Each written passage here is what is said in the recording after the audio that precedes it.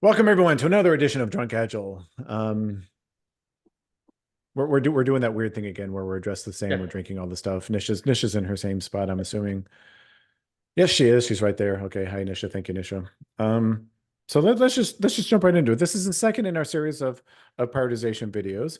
Um, Prateek gave us a hint in the last video about um what the next level of prioritization is, and we thought we were, as we do, we thought we'd start off with this video with just a quick example. Prateek, how do we choose what the next video is that we are going to work on for Drunk Agile? How do we do that?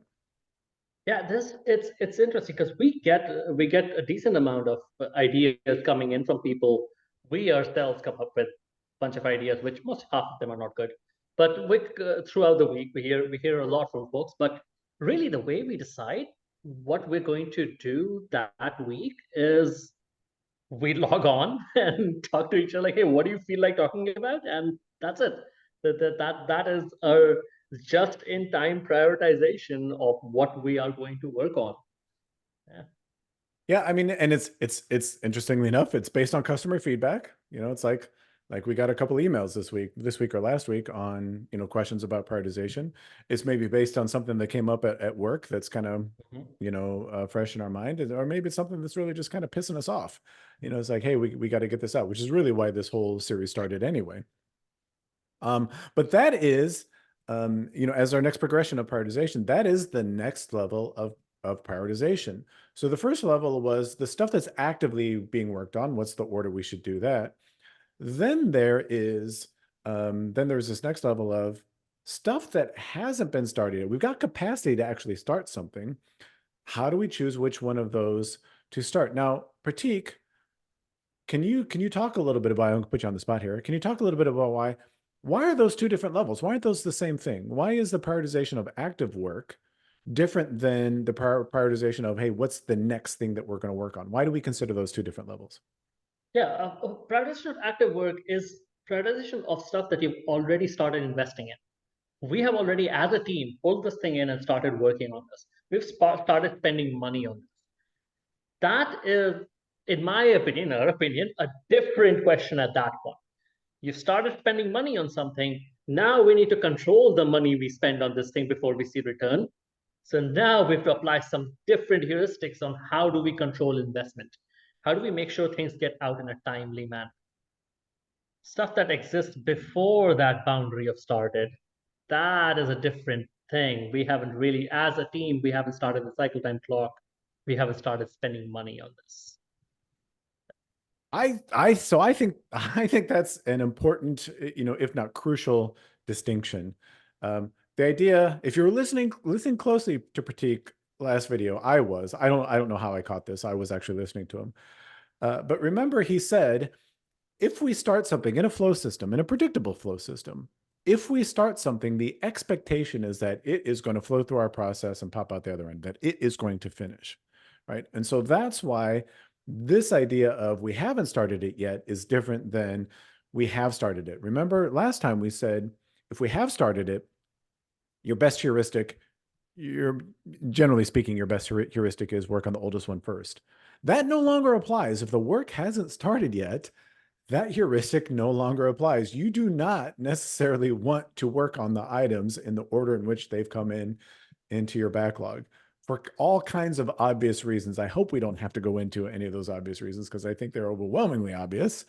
Um, but what else, Pratik? Why, what else about this different level of prioritization? What else can we say about this?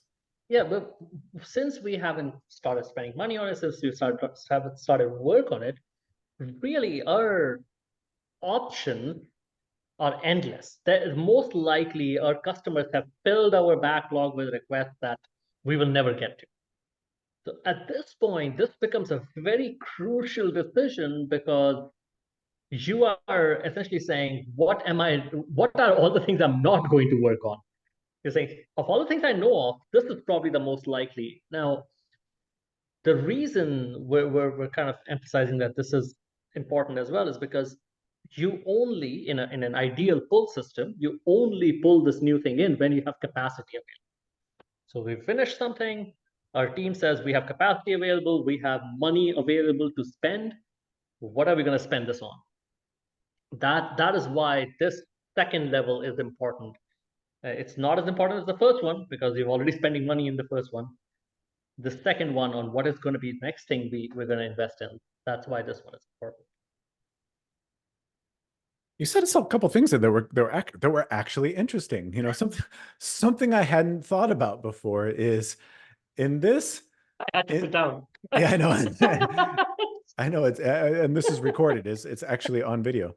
Um, in this level of prioritization, I mean, really in all levels of prioritization, but I think really specifically this level of prioritization, what we're really choosing is what not to work on. That's really what we're choosing. You know, I don't know if you've thought about it that way, but that's, you know, I've never really kind of thought about it. Every one of these decisions has an opportunity cost. We are choosing to do this. We chose to do this prioritization video over, you know, some other ideas. Hopefully there are some decent reasons why. Like for us, we got some good customer feedback and we wanted to act on that customer feedback. I'm hoping that's how your prioritization at this level works too. Maybe you've learned something in the development process.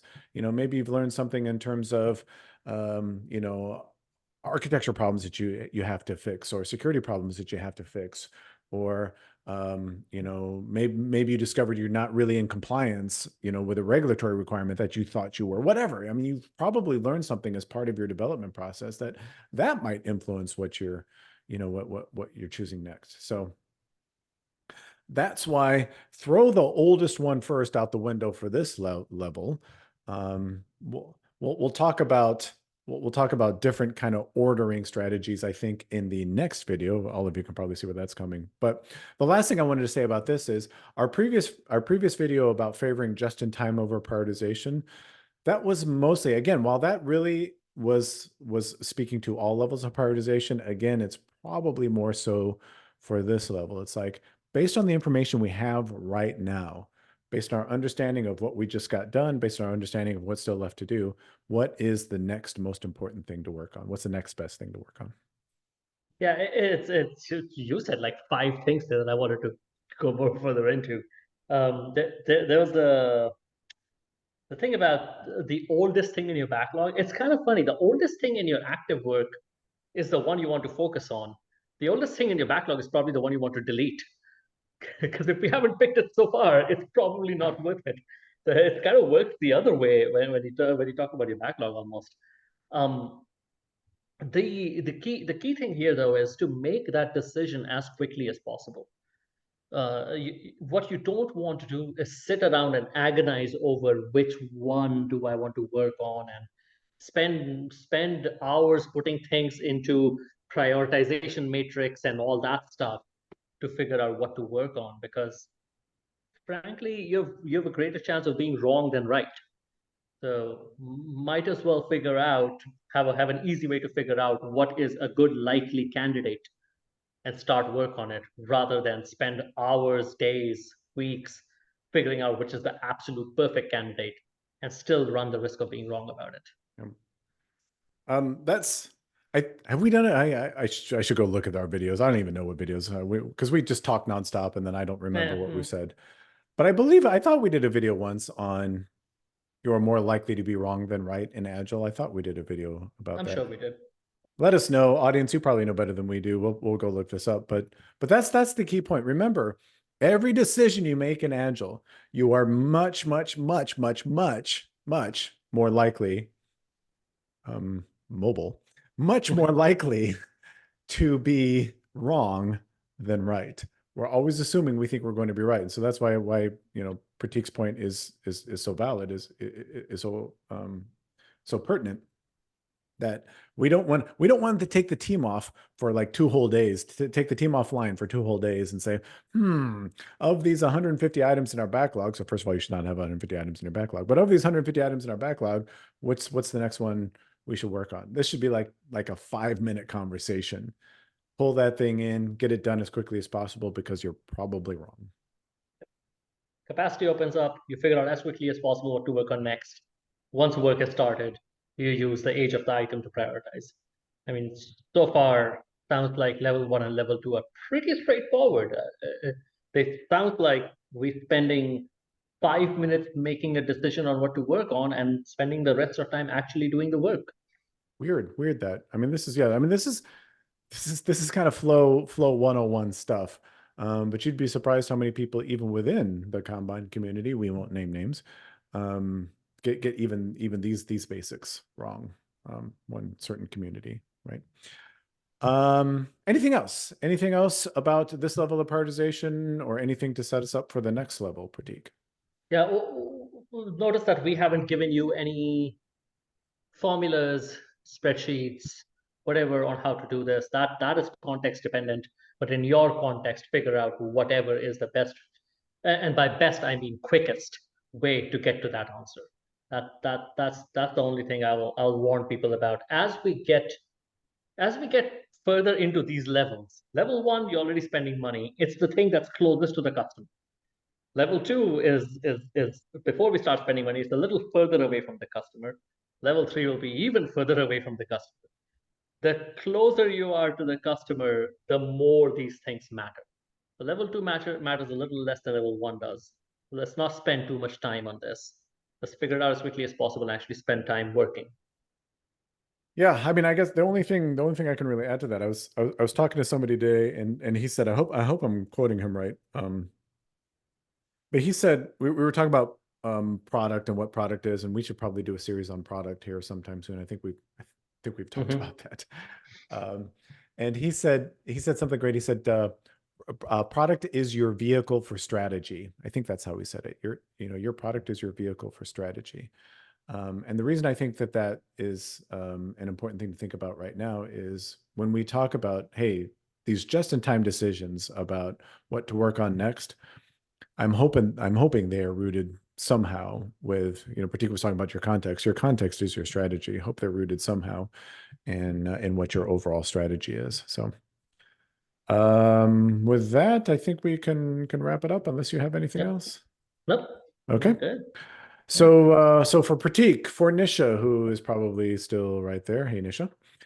Um, I'm Daniel Picanti. Again, thank you so much for joining us. And stay tuned for level 3 of prioritization. See you in that video. Thank you.